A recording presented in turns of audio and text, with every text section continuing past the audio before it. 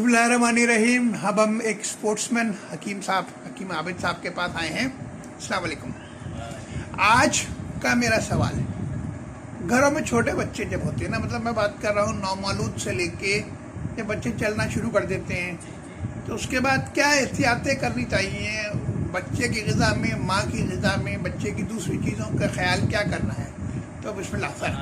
अगर मदर बिस्मिल्लाहिर्रहमानिर्रहीम, शुरू अल्लाह के नाम से। और सबसे मेन जो चीज़ है कि माँ का जो ना इसमें बड़ा रद्द-बदल होता है कि माँ की ग़िज़ा क्या है। माँ को ग़िज़ा ऐसी लेनी चाहिए, जो नौमौलूद बच्चे होते हैं, जो शीख़वार होते हैं, जिन्होंने दूध पीना होता है माँ का, उनके लिए ज़रूरी है कि वो हैवी डाइट रखें अपने ना खाने पीने में। ख़ास तौर पे खजूर का इस्तेमाल ज़्यादा रखें और विटामिन्स का इस्तेमाल रखें जो फ्रूट्स में होते हैं। Vitamin A, vitamin D, vitamin C, fruits का ज़्यादा इस्तेमाल रखें। और उस फ्रूट्स के बाद जो ना उनको चाहिए कि वो फीड कराएं बच्चे को आधे घंटे बाद। खजूर, अगर 3 खजूर खाने के बाद वो आधे घंटे बाद अगर फीड कराते हैं अपने बच्चों को, तो बहुत अच्छी सेहत बच्चे की बनती है। और बच्चे की अगर थलियों का ताल्लुक आ जाता है कि वो थलियाँ रख रहा है, उसको दांत निकलने वाले, खुजली बहुत ज़्यादा हो रही है, तो लोगों ने होम्योपैथिक खिला देते हैं, वो 21 एक टैबलेट्स आती है।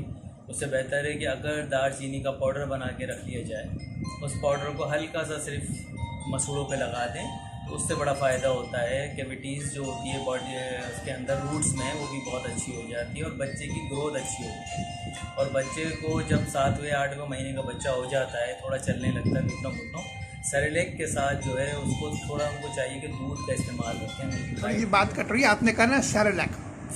सेरेलैक तो एक बैरूनी मसनूई, हमारे कदीम ज़माने में सेरेलैक के बजाय क्या बना, घर से क्या बन के देते थे? केला होता था। केला बिल्कुल दिया जाता, वो भी सेरेलैक का काम करता है। अगर केले को मैश कर लें आप और गूदा जैसे बना लें उसका, और उसके अंदर दूध मिला दें, तो मिल्क शेक जैसे लोग बनाते हैं उसको केले का, इस तरह से गाढ़ा बना के उस बच्चे को दिया जाए, तो वो भी ग्रोथ है उसकी, कैल्शियम लेवल भी पूरा होगा और सबसे मजे की आयरन उसको बहुत अच्छा मिलेगा उस बच्चे को ना। अगर हम ये जो जौ है और गंदम के दलिए, ओरिजिनल दलिए जो बनाए जाते हैं, मैं पैक की बात नहीं कर रहा, वो बच्चे को कैसे देने और किस उम्र से देना शुरू करना है? वो भी आपने 8वें महीने से देना शुरू करना है, क्योंकि बच्चे का दूध नहीं छुड़वाना है। लेकिन कुछ माएँ दूध छुड़वा देती हैं। 2 साल तक दूध लाजमी पिलाना है बच्चे का।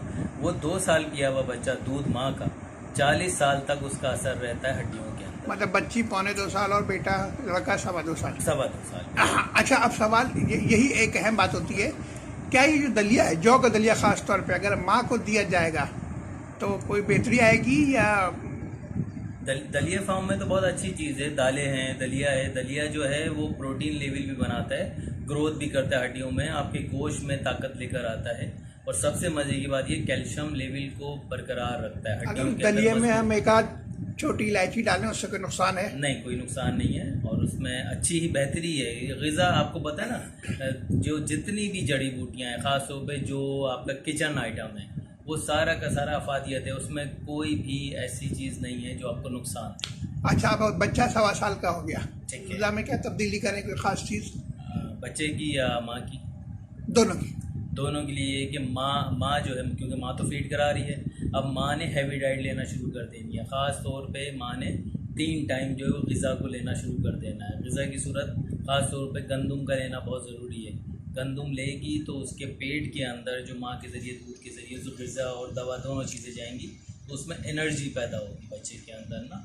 और सबसे मज़े की बात कि बच्चे की जो डाइट है उसमें दूध का ज़रूरी है, जिसमें शहद मिला के ज़रूर दें दूध में, ताकि वो जब शहद जाएगा तो उसके अंदर प्रोटीन लेवल भी बनेगा और जिस्मानी ताकत बनेगी, जिससे उसकी ग्रोथ होगी और उसकी स्किन बहुत अच्छी होती चली जाएगी, ग्रो होगी। अच्छा, चलिए अब एक सवाल करें, खुदा ना खास्ता किसी को ऐसे ये है कि माँ का दूध नहीं आ रहा, तो किस उम्र से कौन सा दूध दे? मतलब बकरी का दूध कब दें, गाय का कब दें, भैंस का कब दें? भैंस का दे सकते हैं, बकरी का दे सकते हैं। बकरी का दूध माँ के नेमुल बदल है कि अगर माँ का दूध नहीं आ रहा तो बकरी का दूध दें आप। नहीं, मतलब दूध में उसके दूध में एक बड़ी इलायची ज़रूर डालें जब पकाने लगे उस दूध को, उसमें बड़ी इलायची डाल दें, और बड़ी इलायची जब डालें तो उसको 1 से 2 जोश दें, छान कर उस बड़ी इलायची को फेंक दें। उस दूध के अंदर जितना भी गंद होगा सब साफ कर जाएगा, बड़ी इलायची उसको सकिंग कर जाएगी। अल्लाह ताला ने एक तासीर दिया। हम भी अब नॉर्मल जो दूध यूज़ करते हैं, अब इसमें क्या केमिकल मिले हुए आ रहे हैं, लोगों ने क्या रखा है कि कोई केमिकल मिला देते हैं, कोई नागौरी वाले ये उसमें ऐड कर देते हैं, बहुत सारी चीज़ें ऐड कर देते हैं।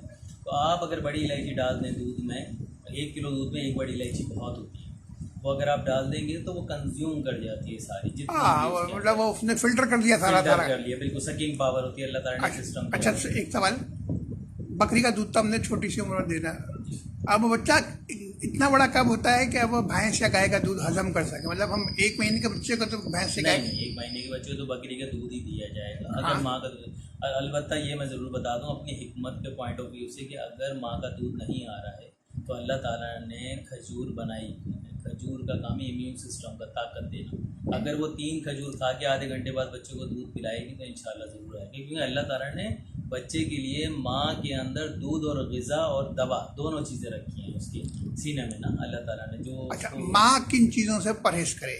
माँ कोशिश करे, जो मदर फीड वाली माँ है, जो माँ बच्चों को फीड कराती है, उसका लाजमी फ़र्ज़ है कि वो डीप फ्राई चीज़ें ना खाए, तली हुई चीज़ें ज़्यादातर ना खाए, जिससे वो नुकसानदेह हो सकता है। और ठंडी चीज़ें के लिए ठंडी चीज़ों में ये है कि ठंडी चीज़ें की तासीर ही गर्म होती है। ठंडी चीज़ें अगर खा भी रही है तो दोपहर में खाए, सुबह खाए, कोई वो नहीं, मतलब बाजार की बर्फ। हाँ, बर्फ़ तो नुकसानदेह, बाजार की तो कोई भी चीज़ ही सारी चीज़ें नुकसानदेह, घर में यूज़ किया है। ये सब कुछ तो है, बाप बेचारा क्या खाए? बाप बस सबर खाए, सबर का फल खाए। अल्लाह जज़ाकल्लाह डॉक्टर साहब, अल्लाह ताला तमाम बच्चों को और उनकी माँ की हिफाजत करे, आमीन। जज़ाकल्लाह डॉक्टर साहब, अस्सलाम वालेकुम।